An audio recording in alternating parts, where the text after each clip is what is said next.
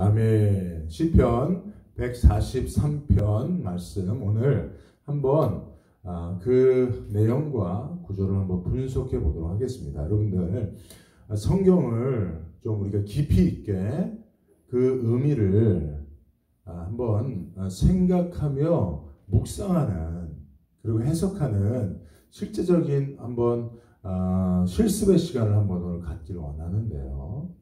여러분 이제 이렇게 시편이든지 또는 다른 어떤 말씀이든지 하나의 문단이 있잖아요. 패러그래프가 있잖아요. 그죠? 하나의 사건이든지 또는 어떤 하나의 그 문단으로 이렇게 구성되어 있는 내용들이 있잖아요. 그죠? 뭐 시편 같은 경우는 시편 143편이 하나의 문단이죠. 그죠?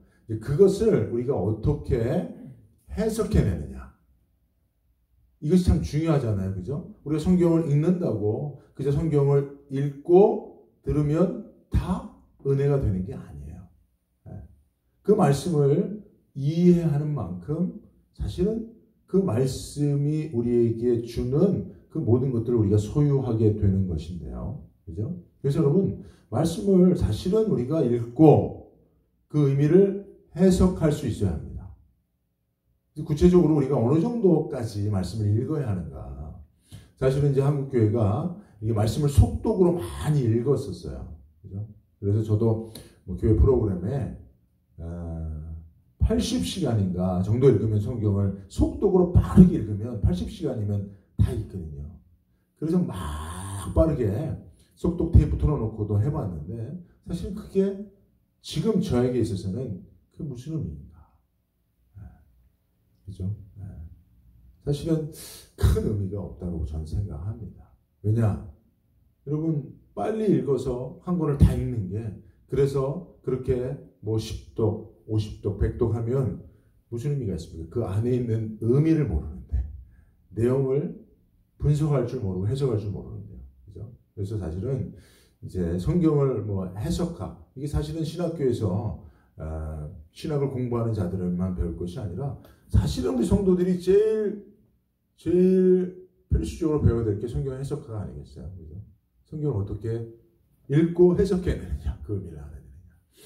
자, 먼저는 사실은 이제 그 하나의 문단 또는 하나의 사건 또는 시편과 같은 이런 하나의 시 안에 메인 메시지가 뭔지를 발견하는 것을 힘써야 됩니다. 그 메인 메시지, 메인 아이디어라고도 할 수 있는데요. 그죠? 하나님께서 이 시편 143편을 하나님이 기록하신 하나님의 말씀인 줄로 믿습니다. 그죠? 이게 다윗이라고 하는 자를 통해서 하나님이 이것을 읽는 우리들에게 메시지를 담아서 다윗의 시로 시편 143편으로 우리에게 성경 말씀을 주신 거예요. 그러면 하나님은 이 말씀을 읽는 자들에게 하나님이 이 말씀 안에 담아두신 메인 메시지가 뭐냐 말이에요. 메인 아이디어가 뭐냐 말이에요. 그거를 알기를 원하실 것 아닙니까? 그죠? 네. 그러니까 우리는 그것을 말씀을 통해서 알아낼 수 있어야 됩니다. 자, 그렇게 말씀을 읽기 위해서는 사실은 이 시편 143편은 하나의 이미지를 가지고 있다는 생각을 해야 됩니다. 그래서 여러분 이 문자를 문자 언어를 그림 언어로 여러분들이 치환하는 방법을 자꾸 생각해 봐야 돼요. 그래서 여러분 성경에 기록된 문자, 이 언어 속에 문자 언어 속에 담겨져 있는 그림, 이미지가 뭐냐 라고 하는 것을 여러분들이 자꾸 그려가면서 성경을 읽어낼 수 있어야 돼요.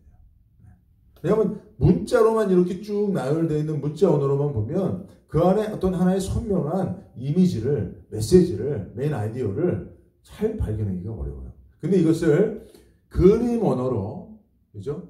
치환해서 하나의 영상으로 만들어서 보면 하나님께서 그 그림 속에 어떤 메인 아이디어를 담아두셨는지가 보이기 시작합니다.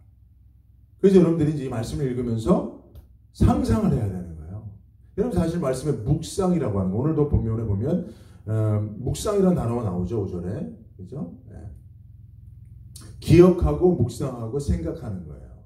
Remember, meditate, consider 하는 거예요. 그죠? 이게 사실은 하나님의 말씀을, 그죠? 네. 사실은 어떤 하나의 사건을 하나님의 의미로 만들어가는 과정이라고도 저는 봅니다. 말씀도 마찬가지라고 생각을 해요. 말씀을 읽고 그 말씀이 인지화돼서 기억되고 이것을 묵상한다는 게 뭡니까? 어떤 이미지화하는 거죠. 그림 언어로 치환하는 것이죠. 그리고 그거를 생각하는 것이죠. 이 안에 담겨있는 의미가 무엇인지, 나에게 주시는 말씀이 뭔지, 메인 아이디어가 뭔지, 이렇게 하는 거예요. 그죠?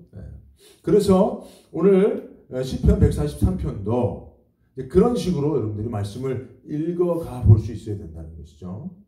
특별히 이제 이 말씀을 볼 때 사실은 이게 이제 표제어가 있잖아요. 표제어가. 다윗의 시죠. 그 다윗이 어떤 상황 속에서 이 시를 썼다라고 우리는 생각할 수 있죠. 그것을 여러분 우리가 먼저 생각해야 돼요. 성경을 이해하기 위해서, 바로 해석하기 위해서 먼저 그 전제되는 몇 가지 기본적인 것들을 우리가 알 필요가 있죠. 이건 공부해야 됩니다. 그럼 시편 143편에 전제된 상황이 뭐냐? 뭡니까, 여러분? 지금 그거를 알고 다윗이 어떤 상황에서 이 시편을 노래했는지를 알고 보는 것과 모르고 보는 것과는 천양지차죠. 무엇이죠? 표제에 구체적으로 나와 있지는 않지만 여러분 우리가 공부를 해보면 이런저런 자료를 찾아보면 70인역에는 그 아들이 그를 잡으려고 따라올 때라고 되어 있어요. 그 아들이 누굽니까? 그렇죠. 압살롬이겠죠. 우리가 잘 아는 것처럼 압살롬이 반역을 꾀하여서 다윗의 왕위를 빼앗으려고 할 때 다윗이 도망가죠. 다윗성을 버리고. 그때 다윗을 쫓는 자들이 있었단 말이에요. 바로 그런 상황을 오늘 본문의 말씀은 어떤 하나의 상황으로 전제하고 있는 거예요. 그때 다윗이 그 상황 속에서 원수, 사실 3절에 보면 원수가 내용을 핍박하며 이렇게 되어 있죠. 여기서 원수는 이제 단수로 되어 있는데 이게 사실은 압살롬이라고 말할 수 있고요. 그리고 또 9절에 나를 내 원수들에게서, 또 12절에 보면 원수들을 에너미스하고 해서 복수로 얘기하고 있어요. 그러니까 원수와 원수들, 즉 압살롬과 압살롬의 모범에 찬동하여 반역의 영모의 그 가담한 무리들을 의미하는 것이죠. 그죠? 그들에게 의해서 다윗에게 가해진 고난, 그 고난 속에 처한 실제적인 다윗의 심령의 상태, 육체의 상태뿐만 아니라 상황뿐만 아니라 심령의 상태, 그 상태 속에서 다윗은 믿음을 가진 사람으로서 어떤 믿음의 선택을 하였는가, 그리고 그 선택을 할 수 있었던 근거는 무엇인가에 대한 이야기예요. 이게 그죠? 이런 전제를 가지고 성경을 읽어보면 그 안에 하나님께서 우리도 동일하게 그런 곤궁한 고난과 핍박의 상황 속에 빠져서 곤궁에 처했을 때, 그런 낙심천만할 때, 절망 가득할 때에 다윗은 믿음으로 어떻게 그 상황에서 다시 일어났는가, 그 상황 속에서 어떻게 다시 일어날 수 있는 근거를 가질 수 있었는가, 그런 이야기거든요. 그럼 우리는 그 이미지를 정확하게 말씀을 속에서 보고 그 말씀을 교훈적으로 메시지로 담아 하나님께서 우리에게 말씀하셨다는 사실을 전제로 그 교훈을 생각해 보면 나에게 적용이 되는 거죠. 그래서 여러분 이런 많은 말씀과 말씀을 통한 교훈과 그것에 대한 메인 메시지, 메인 아이디어를 통해서 가르침을 가지고 있는 사람들은요, 이런 상황에 빠지게 되면 말씀으로 돌아가게 되는 거죠. 이 말씀을 솔루션으로 삼아서 자기가 다윗과 같은 상황에 처했을 때에 그 말씀으로 다윗처럼 믿음의 선택을 하나님 앞에 보여서 다윗의 고백과 같은 고백을 신앙의 고백으로 하나님 앞에 드릴 수 있는 자가 되는 거예요. 이게 신앙생활입니다, 여러분. 믿음이 있다는 건 이런 거예요. 그죠? 그 믿음이 있다는 것은 성경에 우리의 삶에 일어날 수 있는 모든 가능성에 대해서, 축복과 고난의 가능성에 대해서 하나님께서 성경에 등장하는 기자들을 통해서, 인물들을 통해서 그 상황별 모든 것들을 보여주신 거예요. 그리고 그들이 믿음을 가지고 그것을 어떻게 선택해 그 상황을 믿음으로 헤쳐나갔는지, 그런 상황 속에서 하나님께서 그 믿음의 사람들을 통해서 우리에게 보여주는 교훈이 무엇인지를 성경에 이런 사람들을 통해서 다 보여주신 거예요. 그러면 우리는 어떻게 됩니까? 그런 상황에 처했을 때 어떻게 가야 돼요? 이런 지식을 성경을 통해서 알고 있는 자와 모르고 있는 자의 차이를 우리가 분명히 알 수 있어야 됩니다. 근데 여러분, 실제로 여러분들의 상황 속에서 이런 상황을 당하게 됐을 때 말씀을 가져올 수 있냐 말이에요. 그 말씀을 가져올 수 있다는 것은 그 말씀을 내가 가지고 있어야 돼요. 해석하여 의미를 알고 그것을 내가 분명한 하나님의 교훈으로 메시지로 소유하고 있어야 된단 말이죠. 그래서 이제 우리 영어를 배울 때 또 하나의 방표현이 상황별, 시츄에이션 영어를 하잖아요. 그죠? 어떤 상황에서는 어떤 말을 하는 거. 그죠? 그거를 미리 공부를 하고 있다가 그 상황이 돼서 스타벅스에서 커피를 주문할 때 그걸 미리 알고 있는 사람은 그 상황이 되면 그걸 가져와서 그 상황에서 대처를 하는 거잖아요. 근데 그걸 모르는 사람들은요, 영어를 아무리 공부를 해도요, 스타벅스에서 커피 하나 못 시킨다니까요, 여러분. 토익 토플 만점 받은 사람도 스타벅스에서 그 상황에서 커피를 못 시켜요. 그 알바 애들이 사이즈를 뭘로 할까? 휘핑크림 올려줄까? 아니면 빵을 데워줄까? 아니면 뭘로, 이런 거, 너 이름은 뭐냐? 이런 거 막 물어보잖아요, 그죠? 그러면 그 상황에서 그 상황을 미리 간접 경험을 통해서 가져오지 못한 사람들은 못해내는 것처럼, 여러분, 성경은 우리에게 그런 의미가 있는 거예요. 근데 여러분, 솔직히 우리가 어떤 상황 속에서 정말 완벽하게 하나님의 성경을 통해서 그런 모든 상황들을 우리에게 주셨거든요.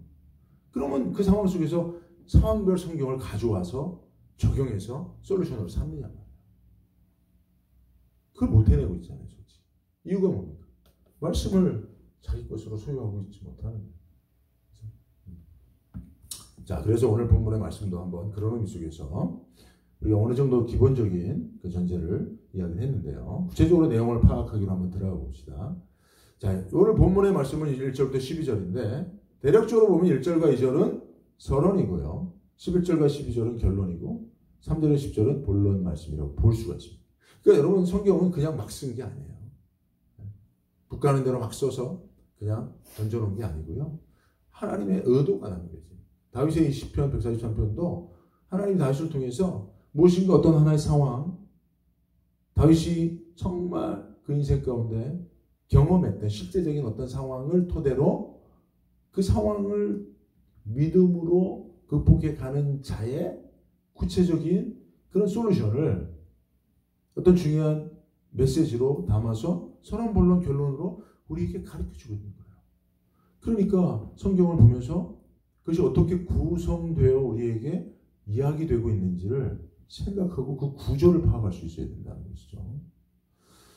우리가 1절, 2절 선언 부분의 내용을 보면요. 다윗의 기도와 간구 그리고 하나님의 응답을 구하는 내용이 있는데, 자 보세요. 구체적으로 보면서 여호와여 내 기도를 들으시며 내 간구에 귀를 기울이시고 주의 진실과 의로 내게 응답하소서.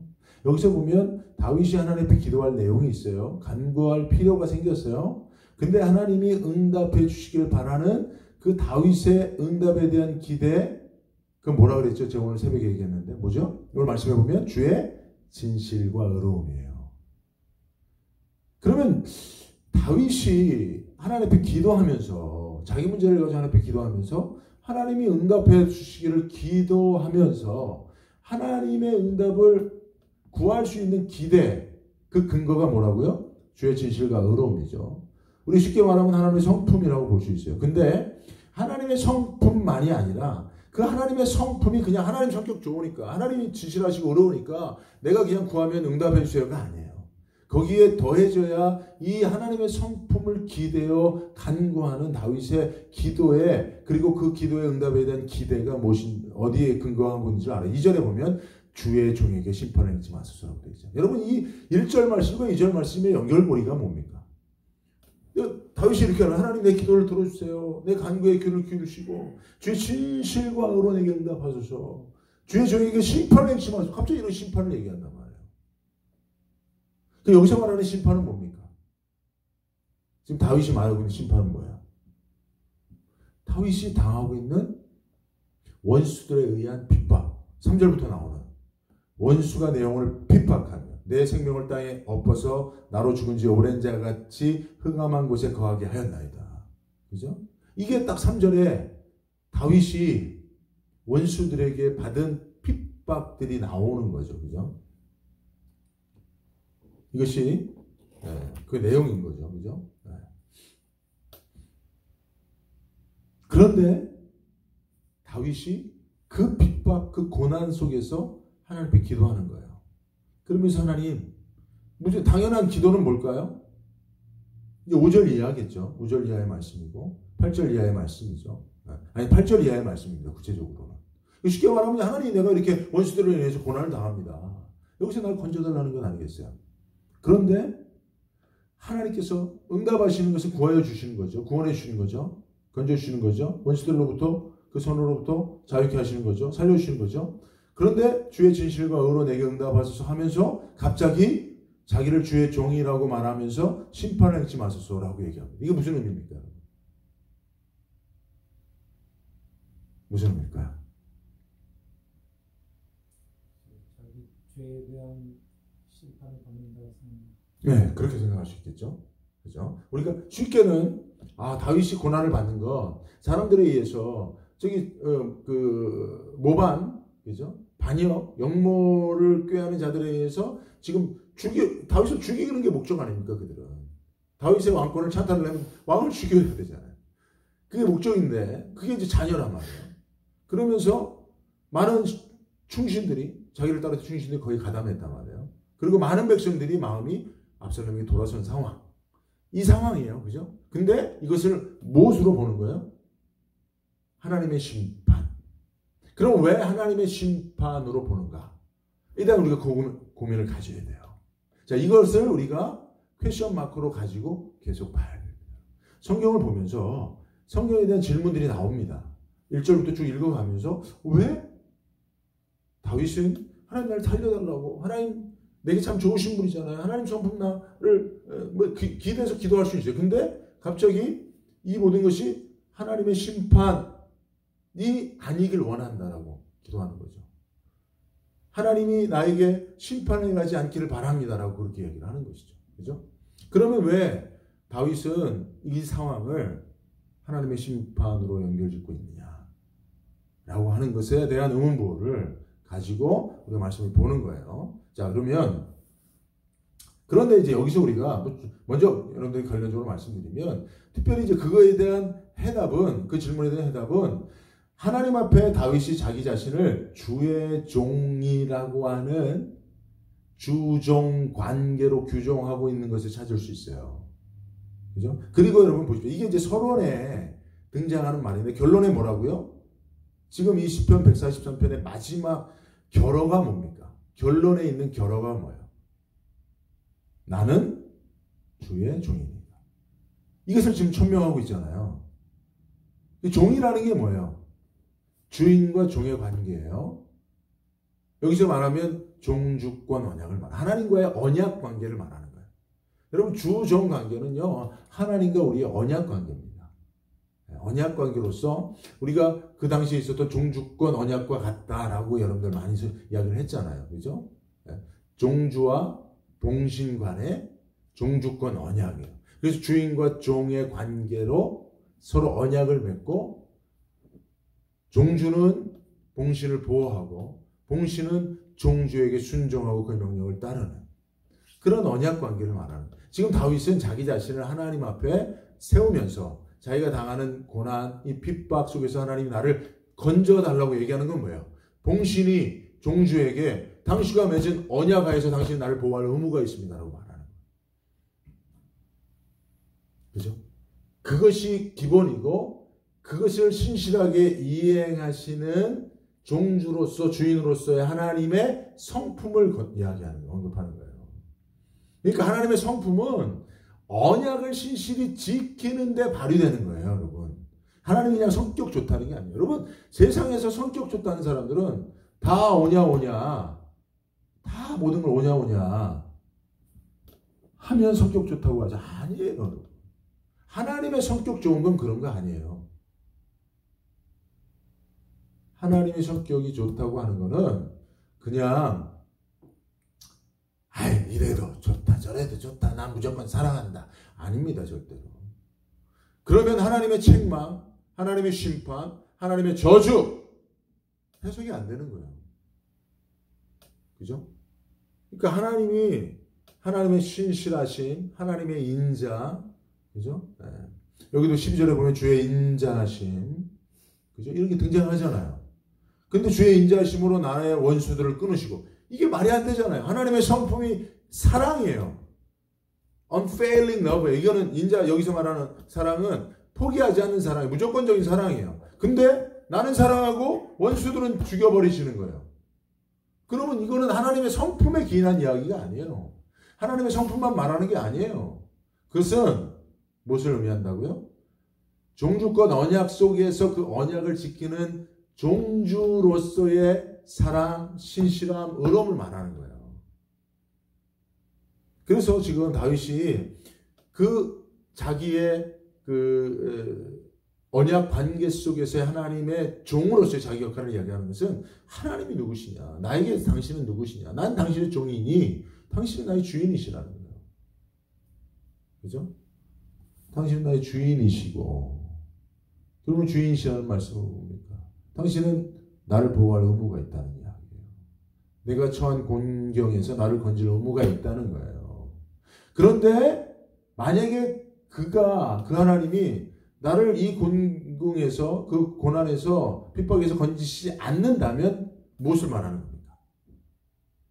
종주로서 종에 대한, 봉신에 대한 의무를 하지 않는 이유가 뭐예요? 내가 그 언약의 의무를 지키지 않아 그 언약 관계를 파기한 상태, 그것에 대한 형벌로 여기서 말하는 심판은 그 의미라는 것을 우리가 말씀을 통해 볼 수 있어요. 왜 제가 이것을 여러분들에게 얘기했냐면 이미 저는 143편을 쭉 깊이 있게 묵상을 하고 해석하고 분석했기 때문에 이런 다윗의 이 멘트가 이 언급이 그런 전제, 가정하에서 언급하고 있는 것이라고 여러분들에게 말씀하고 있는 거예요. 그것에 대해서 왜 제가 근거를 이야기를 좀 하겠습니다. 그러니까 제가 이렇게 여러분들에게 말씀드리는 거는 여러분들이 사실은 성경을 하나 묵상하고, 그죠? 그 의미를 분석하고 해석하는 데 있어서 어느 정도까지 말씀을 깊이 있게 가져가야 되느냐, 봐야 되느냐에 대한 이런 기본적인 걸 여러분들께 지금 말씀드리고 싶어 이렇게 하는 거예요. 그죠? 자, 지금 서론이나 결론에서 다윗은 어찌 보면 자기가 당하고 있는 고난, 그 고난에서 하나님 앞에 도움을 청하면서 하나님의 의로움, 진실됨, 하나님의 사랑을 지금 불러일으키고 있는데, 그러면서 또 하나 가지고 있는 게 종에 대한 이야기다. 하나님과 자신의 관계에 대한 문제를 얘기하고 있다. 이걸 종합해 보면 결국은 그러면서 심판에 대한 이야기를 하고 있다는 거예요. 자기 고난과 심판을 연결시키고 있다는 거예요. 그러면서 하나님 나를 심판하지 않으시길 바랍니다. 그건 뭐예요? 하나님의 심판으로서 내가 이런 핍박과 고난을 당하고 있다면 내가 하나님 앞에 기도하는 게 무의미해지는 거예요. 하나님 앞에 도움을 구하는 것이 무의미해지는 거잖아요. 맞습니까? 네. 그러니까 그것이 아니기를 바라는 거예요. 먼저 하나님 앞에 기도하면서. 여러분들이 고난 앞에 기도할 때 반드시 다윗처럼 이 기도를 해야 돼요. 하나님, 내가 당하는 이 고난이 내가 하나님의 언약 백성으로서의 언약을 파기한 나의 행위로 말미암은 하나님의 심판이라면 그냥 건져달라고 살려달라고 기도하는 건 무의미해진단 말이에요. 어떻게 해야 됩니까? 우선적으로 해야 될 게 뭐예요? 언약 백성으로서의 나의 의무를 회복하는 일을 해야 됩니다. 이 사람들이 인간관계도 마찬가지예요. 자기가 감당해야 될 의무를 감당 안 하면서 무조건 용서를 구하는 거. 미치고 팔딱 뛸 노릇이죠. 그게 이루어져야 관계가 형성되고 그 관계 속에서의 소통이 이루어지는데, 관계를 깨워놓고 관계를 회복하지 않고 소통만을 계속 구하는 거, 미치고 팔짝 뛸 노릇입니다. 이런 기본적인 인간관계 원리를 모르고 인간관계를 맺는 인간들이 얼마나 많은지 몰라요. 네. 무슨 말인지 이해하시죠? 그죠? 기본적으로 그래요. 부모 자식 관계, 부부 관계, 목사와 성도의 관계, 이건 하나님과 우리의 관계 속에서 다 파생된 관계니까 이건 다 그림자예요. 이런 관계 속에서 내가 내 의무를 정확히 이행하고 그 의무가 이행되지 않았을 때 끼어지는 관계를 회복하기 위해서 먼저는 내 의무를 다하고자 노력하고 시도하는 그 시도가 없이 관계 회복만을 하나님 앞에 구하거나 상대방에게 당신의 의무를 내게 이행해달라고 요청하는 것은 사실은 하나님의 우리와 맺은 그 관계를 이 관계들 속에서 배워가도록 하시는 하나님의 의도와 전혀 반하는 행동이란 말이에요. 아멘이죠, 여러분. 이거 정말 인간관계가 풀리지 않는 실태가 여기에 다 있어요. 여기에 있습니다. 그저 무한히 저도 한때는 내가 왜 사랑하지 못하나? 내가 더 왜 용납하지 못하나? 내가 더 왜 그냥 다 이해해 주지 못하나? 아니란 말이에요. 속지 마십시오, 여러분. 하나님도 용납하고 이해하시는 것이 있고 하나님도 절대로 용납하지 못하고 이해하지 아니하시는 게 있어요. 그게 언약입니다, 언약. 언약을 깨면 하나님은 그 이후에는 아무것도 용납하지 아니하세요. 언약 백성으로 다시 언약 관계를 회복하기 전에는 하나님이 하나도 당신의 의로움과 진실함과 사랑을 발현하지 아니하신단 말이에요. 기본적으로 이걸 알아야죠, 여러분. 제가 목사이기 때문에 압니다. 목사한테 무한히 사랑을 요구합니다, 여러분. 무한히 용납을 요구합니다. 개판 쳐도 그냥 목사는 다 용납하고 다 찾아가서 손잡아주고 다 이해해주고 기도해줘야 된다고 요구합니다. 아닙니다, 여러분. 여러분들이 배워야 될 게 뭡니까? 목사와 성도의 관계 속에서 하나에 배워야 될 게 있다면 그거는 내가 하나님과 하나님을 대면할 때 어떤 언약 관계 속에서 내가 지켜야 될 성도의 의무를 다하지 못했을 때 하나님 앞에 내가 어떤 스트레스를 취해야 되느냐. 그리고 내가 우선적으로 순종해야 될 부분 이것을 배우고 가는 거예요, 여러분. 그러니까 제가 너무 모르게 목회를 해왔어요. 그냥 완전히 교회를 망치고 해치고 사람들을 다 내보내는 그런 분도 끝까지 품고 다 용서해주고 다 아니더라고요. 결론이 뭔지 아십니까? 15년, 16년, 17년, 18년 제가 목회하면서 결론은 교회를 끝까지 해치고 결국은 자기를 끝까지 용납해주고 받아주지 않는 목사를 욕하고 교회를 욕하고 떠나는 거예요. 자기가 모르는 거예요. 뭔가 잘못했는지. 왜요? 다 사랑으로 받아줘야 된다고 믿는 거예요. 다. 자기는 연약하니, 자기는 과부니, 자기는 가난하니, 자기는 외로우니. 아니더라고요. 여러분 보십시오. 오늘도 다윗이 하나님 앞에 간구하고 기도하지만 반드시 하나님 이것이 하나님의 심판이 아니길 원합니다라고 하나님 앞에 그 기도의 초반에 얘기하잖아요. 주의 종에게 심판하지 마소서. 이것이 하나님의 심판이라면 나는 견딜 수 없습니다. 왜? 주의 보루가 종주에게 기대는 것인데 주인에게 내 인생을 맡기고 내가 해결할 수 없는 문제를 당신이 해결해 달라고 구하는 것인데 만약 이것이 당신의 심판이라면 하나님 나는 소망이 없습니다.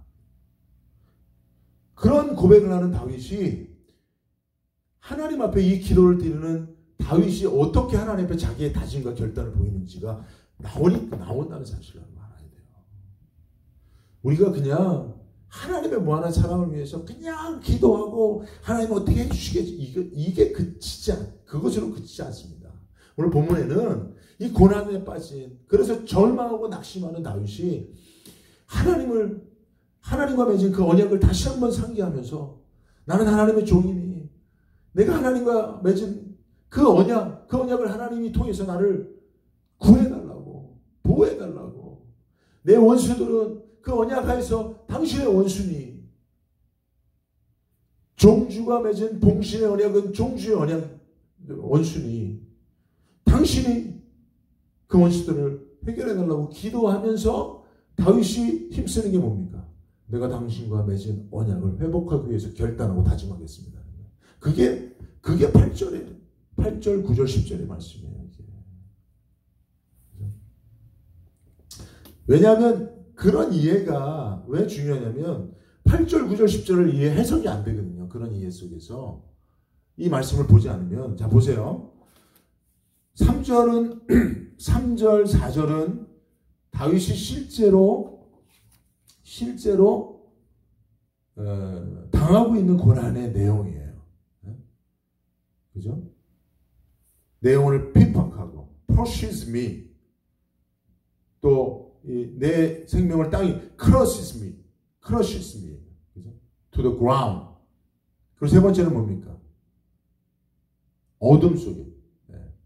He makes me dwell in darkness예요. Like those long dead. 죽은 지 오래된 사람처럼 어둠 속에 처박아 버렸다는 거예요. 그러니까 여러분 이 이미지를 보세요. 다윗을 쫓아온 사람들이, 그리고 압박한 사람들이 다윗을 붙잡아 다윗을 땅에 짓밟아서, 그죠? 짓이겨서, 그죠? 그리고 어떻게 해요? 어둠 속으로, 더 깊은 흑암 속으로 처박아 놓은, 깊은 함정 속에 처박아, 이런 이미지예요. 지금 다윗은 지금 그런 상태에 빠진 것 같은. 그래서 그런 상황 속에서 4절에 뭐라고 말합니까? 그러므로 내 심령이 속에서 상하며 내 마음이 속에서 참담하다. 이걸 현대인의 성경이 이렇게 얘기해요. 그래서 내가 희망을 잃고 깊은 절망 가운데 빠졌다는 거죠. 그죠? 내가 지금 처해 있는 육체적인 상황, 그 상황 속에 빠져 있는 나의 심리적 공황 상태, 영적인 낙심, 절망 상태. 이게 지금 3절, 4절 이야기예요. 그죠? 구체적으로 지금 자기가 빠져 있는 이 상황을 보고하는 거예요. 하나님, 내 지금 이런 상황입니다. 원수들 때문에. 그러면서 이제 5절에 뭐라고 말합니까? 내가 옛날을 기억하고 주의 모든 행하신 것을 묵상하며 주의 손의 행사를 생각하고. 이거 뭐예요? 당신이 내게 행하신 일들을 기억해내는 거예요. 그리고 그것을 묵상해내는 거예요. 그리고 그것을 컨시더하는 거예요. 내 상황 속에 지금 적용해서 고려해보는 거예요. 그러면서 그렇구나. 하나님이 이전에도 나를 당신의 언약 하에서 나를 신실히 이렇게 지키시고 보호해 주셨구나. 이것을 떠올리면서 하나님을 향해서 구원의 손길을 펴는 것이죠. 구원을 요청하는 손길을 펴는 것이죠. 6절에 주를 향하여 손을 펴고 내 영혼이 마른 땅까지 주를 삼아. 간절함을 이렇게 표현하는 것이죠. 그러면서 7절에 여호와의 속히 내게 응답하소서 내 영혼이 피곤하나이다. 주의 얼굴을 내게 숨기지 마소서 내가 어둠에 내려가는 자가 될까 두려워.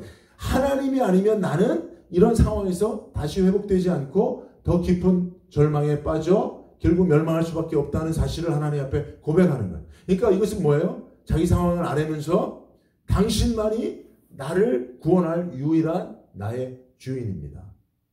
내 생사의 특권을 가지고 있는 분입니다. 유일한 구원자입니다. 이걸 얘기하는 것이죠. 자, 그것으로 그치지 않고 중요한 건 이제 8절부터예요. 8절 10절을 보면 보세요. 이게 어떤 구조로 되어 있는지, 표현이 되는지를 보세요. 아침에 나로 주의 인자한 말씀을 듣게 하소서. 내가 주를 의뢰함이니이다. 이게 한 문장이에요. 보세요. 나의 다닐 길을 알게 하소서. 내가 내 영혼을 주께 받음이니이다. 여호와여 나를 내 원수들에게서 건지소서. 내가 주께 피하여 숨었나이다. 10절은 조금 순서가 바뀌어 있어요. 이렇게 말해요. 나를 가르쳐 주의 뜻을 행케 하소서. 주는 나의 하나님이시니이다. 이런 뜻이거든요. 자, 이게 제가 사실 여러분들 이해하기 쉽게 말씀드리면 8절을 보면 그런 거예요. 아침에 나로 주의 인자한 말씀을 듣게 하소서. 왜냐하면 이 빠졌다고 보시면 돼요. 내가 주를 의뢰하기 때문입니다. 이거예요. 이 표현들이 다 뭐예요? 내가 주를 의뢰하니 아침에 나로 주의 인자한 말씀을 듣게 하소서. 그러면 나는 그 말씀대로 행하겠습니다라는 거예요. 나는 당신의 말씀대로 행하는 자이오니 내게 말씀만 하십시오라는 거죠. 무슨 의미입니까 이게? 그죠? 8절에서 10절까지 다른 번역본으로 읽어보드릴게요. 내가 주님을 의지하니 아침마다 주님의 변함없는 사랑의 말씀을 듣게 해 주십시오. 내 영혼이 주님께 의지하니 내가 가야 할 길 알려주십시오. 주님, 내가 주님께로 몸을 피하니 내 원수들에게서 건져 주십시오. 주님은 나의 하나님이시니 이게 결정적이죠. 나는 당신의 봉신이니 당신의 종이니 주군인 당신이 말씀만 하십시오. 그럼 이 상황에서 내가 내 살 길을 찾는 게 아니라 당신에게 내 운명을 맡겼고 당신과 나의 관계 속에서 당신이 원하는 대로 나는 행하겠다는 거예요. 그러니까 8절에서 10절까지의 다윗의 이 고백이 어떤 의미를 가지고 이 고백을 했는지, 그리고 우리가 이런 상황 속에서 하나님 앞에 어떤 행동을 취해야 되는지를 보여주는 겁니다. 이게. 그죠? 다윗은 이 상황 속에서 자기가 어떻게 되기를 바라지 않아요. 그냥 구해주기를 바라면서 그 하나님의 구원을 요청하는 다윗이 저쪽으로 뭘 합니까? 다시 한번 하나님 앞에 한복 선언을 하는 거예요. 하나님의 뜻대로만 나는 따르는 봉신, 종 역할을 하겠습니다라는 천명이에요. 이게 8절에서 10절까지가. 우리가 이것이 매우 중요하다고 난 봅니다. 우리가 하나님 앞에 기도는 하지만 내가 하나님을 위해서 하나님과 관계 속에서 전적으로 하나님을 따라 순종하겠다라고 하는 천명이 없어요. 그죠? 이게 사실은 오늘 시편 143편은 이런 완벽한 구조를 가지고 우리에게 말씀되어지고 있습니다. 이게 되게 중요한 원리라고 저는 봅니다. 이 천명이 없이는 하나님이, 왜냐하면 이 천명이 뭡니까? 다윗이 이 8절에서 10절은 뭐예요? 언약을 맺을 때 봉신의 입장에서, 종의 입장에서 주인에게 자신의 운명, 생사, 여탈권을 당신의 뜻대로 맡기고 당신이 원하는 뜻대로 나는 순종하며 살겠다라고 하는 언약의 서명이에요. 이게. 다윗이 이것을 다시 하는 거예요. 다시 언약을 갱신해서, 하나님, 나는 당신이 이 상황에서 건져주시면 나는 다시 내 자리로 돌아가는데 그 자리가 당신을 주인으로 섬기는 그런 종의 삶입니다. 종의 위치입니다. 라고 하는 얘기를 하는 것이죠. 네.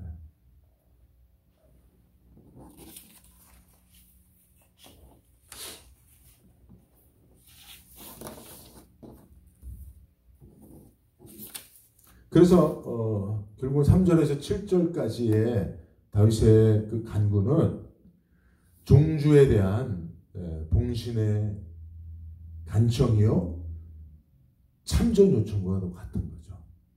그러면 그 요청의 승낙을 받기 위해서 8절에서 10절까지는 내가 당신을 주군으로 더 잘 섬기겠다라고 하는 그런 다짐과 고백, 천명이 아울러 있어줘야 되는 것이죠. 그죠? 그러면서 결국은 결론적으로는 뭐라고 말하냐면 여호와여 주의 이름을 인하여, 여기 주의 이름이 주의 영광입니다. 주의 이름을 인하여 나를 살리시고 주의 의로 내 영혼을 살라는. 다시 한번 여기서 주의 영광, 주의 의로움, 12절에 주의 인자, unfailing love에 대해서 하는 게 뭡니까? 그죠? 여러분, 이거는 그러니까 하나님께서 영광을 받으시는 것은 누구를 통해서입니까? 당신의 종들을 통해서만 영광을 받으세요. 하나님의 의로움은 무엇을 의미하는 것입니까? 하나님과 맺은 언약을 신실히 지켜 이행하시는데 하나님의 의로움이 있고요. 하나님의 사랑은 그 언약을 끝까지 포기하지 않고 파기하지 않고 하나님 쪽에서 끝까지 끌고 가는 데 있어서 하나님의 인자심이 나타나는 거예요. 그러면서 그것을 그 언약을 전제로 하나님의 성품을 언급한 다윗이 결론적으로 나는 당신의 종입니다 하고 결혼을 맺는